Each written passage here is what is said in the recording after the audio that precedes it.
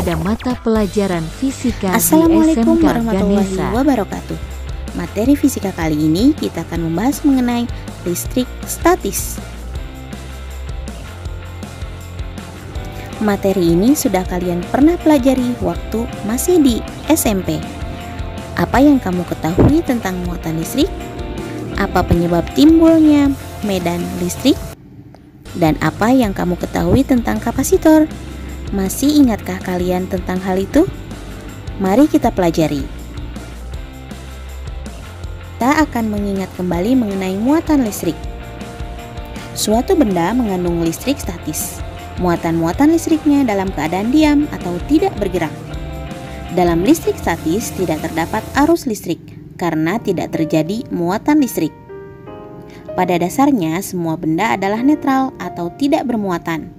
Akan tetapi, benda netral tersebut dapat diberi muatan listrik, sehingga memiliki kemampuan untuk menolak atau menarik benda yang bermuatan. Muatan listrik dibagi menjadi dua, yaitu muatan listrik positif dan muatan listrik negatif. Ternyata muatan listrik ada dua jenis.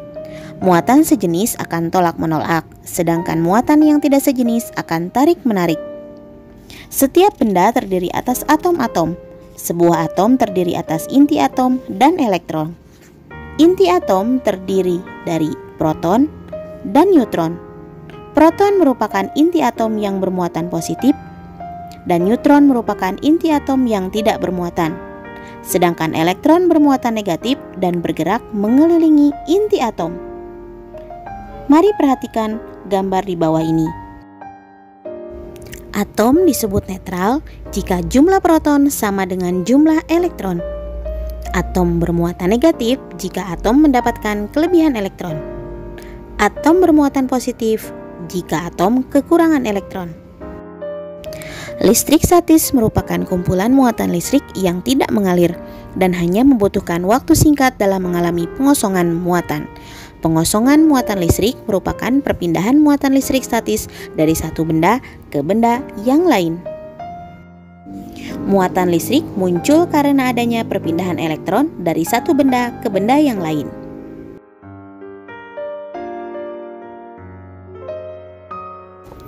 Bagaimanakah terjadinya muatan listrik statis pada benda yang digosok? Cara membuat benda bermuatan listrik, yaitu dengan cara salah satunya adalah penggosokan. Sebuah benda dapat memiliki muatan listrik dengan cara penggosokan.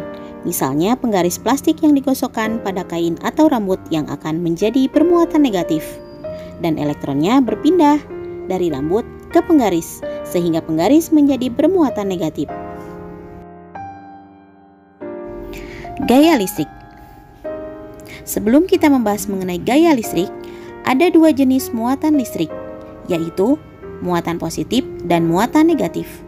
Jika dua benda bermuatan listrik yang sejenis, misalnya positif dengan positif atau negatif dengan negatif, maka benda tersebut akan saling tolak-menolak. Jika dua benda bermuatan tidak sejenis, yaitu positif dan negatif, maka kedua benda tersebut Selanjutnya mengenai hukum Coulomb. Jika dua buah benda bermuatan listrik sejenis, maka akan saling tolak-menolak satu sama lain. Sebaliknya, jika dua benda memiliki muatan listrik yang berbeda jenis, maka akan tarik-menarik satu sama lain. Faktor-faktor yang mempengaruhi besar kecilnya gaya tarik atau gaya tolak antar muatan listrik tersebut ditemukan oleh Charles de Coulomb. Hasil eksperimen Coulomb menunjukkan bahwa besarnya gaya tarik-menarik atau tolak-menolak antara dua muatan listrik berbanding lurus dengan besar masing-masing muatan dan berbanding terbalik dengan kuadrat jarak kedua muatan tersebut. Pernyataan matematisnya sering kita sebut dengan hukum Coulomb. Rumusannya yaitu F sama dengan K Q1 dikali Q2 per R kuadrat, di mana F adalah gaya Coulomb, satuannya Newton, K adalah konstanta Coulomb, Newton meter kuadrat per Coulomb kuadrat, Q1 sama dengan besar muatan 1, Q2 besar muatan 2, dan R adalah jarak antar muatan. Untuk besar satuan Coulomb, 1 mikrocoulomb sama dengan 1 kali 10 pangkat min 6 Coulomb. Mari kita lihat untuk contoh soal berikut.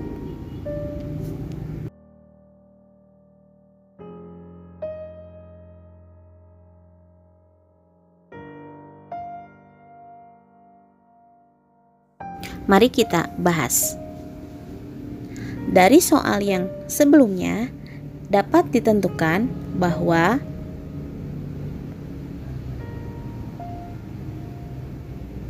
muatan positif dengan muatan negatif dengan jarak 10 cm. Muatan positif kita anggap sebagai A, muatan negatif kita anggap sebagai B. Maka untuk mengetahuinya kita tulis dulu diketahui muatan A sama dengan 8 kali 10 pangkat min 6, atau kita menulisnya boleh dengan 8 mikrokolom. Untuk muatan B atau Q2, karena muatan A adalah Q1 berarti B adalah Q2, sama dengan negatif 5 mikrokolom. Atau kita bisa menulisnya negatif 5 kali 10 pangkat min 6 kolom. Kemudian harga K-nya adalah 9 kali 10 pangkat 9 Newton meter kuadrat per kolom kuadrat.